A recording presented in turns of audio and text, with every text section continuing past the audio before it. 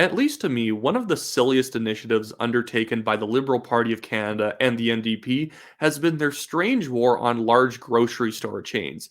Obviously, because Prime Minister Justin Trudeau and his lackey Jagmeet Singh do not want to take responsibility for the massive amounts of inflation that they've caused through government spending and printing of money, they've been trying to shift blame and scapegoat large grocery store chains as the reason why prices are increasing, as if every price increase across the country is just the product of price gouging and not the fact that the money supply has made it so that each dollar is worth less money. So these grocery store chains have had to raise the prices of different products. And when you actually look at the prices on the shelves at different stores, they're different. It's not like they're all uniformly going up each month in line with each other. Safeway tends to be more of a premium branded like grocery store chain. Their prices are a little bit higher than they are at Superstore and Save on Foods.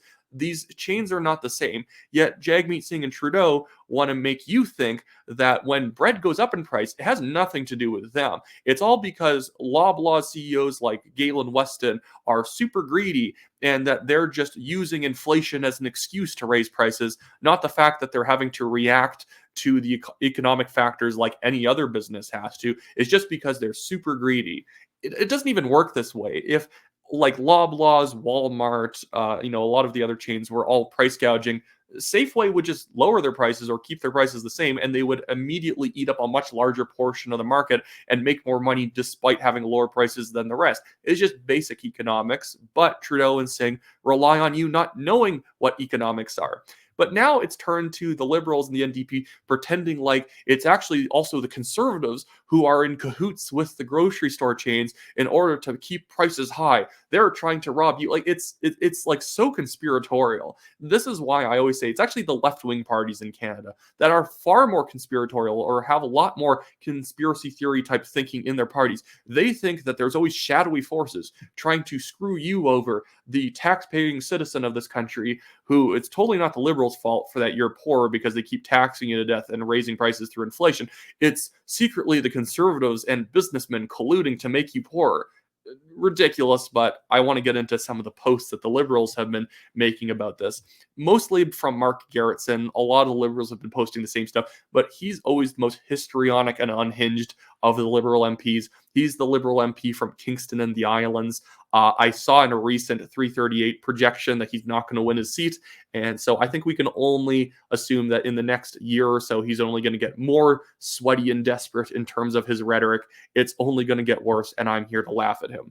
But here's one of his posts from a couple days ago or so. And he said, if you're wondering why CPC MPs have been blocking predatory pricing legislation to crack down on grocery giants like Loblaws and Walmart, it turns out that their MPs and campaign strategists represent those exact same clients that control 50% of the grocery store market. Okay, yeah, like Jenny Burns is a chief advisor to Polyev, was a lobbyist for Loblaws, and Melissa Lantsman worked for Walmart. Okay, so what? Are conservative policies going to increase prices on the shelves or decrease them?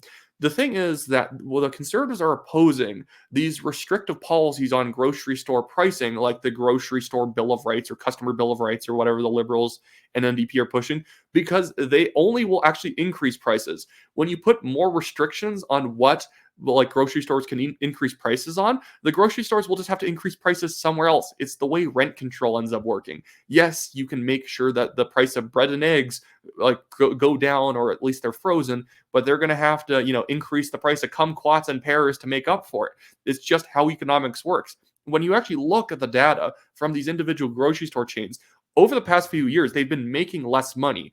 Jagmeet Singh pushed this lie about Sobeys that, in the fourth quarter of 2022, they actually made record profits. They didn't. They had to sell a gas station chain that they also owned in order to make up for the losses that they're facing in other parts of their business. So in the fourth quarter of 22, or whatever the quarter was, they made record profits because they did a one-time sale of a gas station chain that they will no longer generate money from. But then you have Mark Garrettson also putting out stuff like this. Breaking Conservative Party drops a new logo, and it's like the Loblaws logo in the middle of the Conservative C logo. Okay, Mark, whatever. Super funny, man. It's actually you guys who have been benefiting large grocery store chains the most. If you demonize large grocery store chains so much, then you're the one to blame for them being so bad, supposedly. You guys are the ones who keep raising minimum wages that benefit large chains who can handle the increased costs. You guys are the ones who pass regulations that large chains are able to deal with because they have massive administrative teams and a lot more employees to handle these sort of nitty gritty kind of regulations. It's actually the 20% of the market that is made up of small grocery store chains that are always damaged the most when new laws come into effect, new regulations, they have to follow new codes, new minimum wage laws, all these labor laws. It's the Walmarts, it's the superstores, it's the Loblaws chains, it's Safeway, it's Sobeys who can deal with these changes the best. You guys are to blame for this issue, actually, and you guys are a bunch of putzes for like sitting around thinking, "Oh, it's the conservatives protecting the grocery store chains." The conservatives do not have a majority government right now. If you haven't noticed, it's actually the liberals and the very anti-corporate NDP, or supposedly anti-corporate because the NDP actually believe in the ideology of corporatism. It's you guys who have been making the grocery store chains more powerful. And they're not price gouging, they're just reacting to your terrible policies, which require them to increase the prices of different products. You can tell that none of these liberals or NDP politicians have actually ever run a small business because they think that prices are all arbitrary and that prices shouldn't move year to year based on the supply of money and based on other economic factors. They're complete morons when it comes to economics. Never trust these people. Never trust an economic plan. Never trust any economic benefits they're supposedly going to give you because they're all full of poison pills. They're always going to slow down the economy. So even if they give you $500 today, that $500 is going to get outpaced by the rate of inflation and by other costs put onto you. Ugh, ridiculous, annoying. And this is the end of the video because I am already frustrated from making 3 videos talking about liberal nonsense today. But I do want to quickly plug that I, Wyatt Claypool, am running for the Calgary Signal Hill Conservative Party nomination. If you live in this area of Calgary, it's on the west side. Check which riding you live in, buy a Conservative Party membership, and check out my website in the description below. It's wyattclaypool.com. It's linked when you press like see more in terms of like the details of the video. Go check that out, buy a membership, vote for me. And also, I have my legal fundraiser in the description, also linked. We're being sued by a billionaire over here at the National Telegraph. I've been paying for it.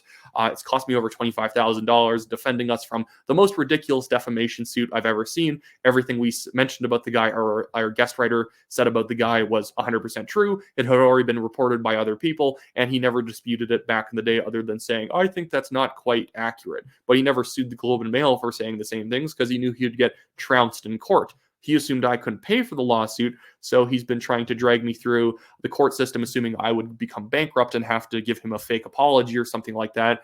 But I'm not doing that, and his case is falling apart. His questioning was, frankly, embarrassing, and my questioning went great because I actually could say the truth. I could actually speak the truth, and he couldn't.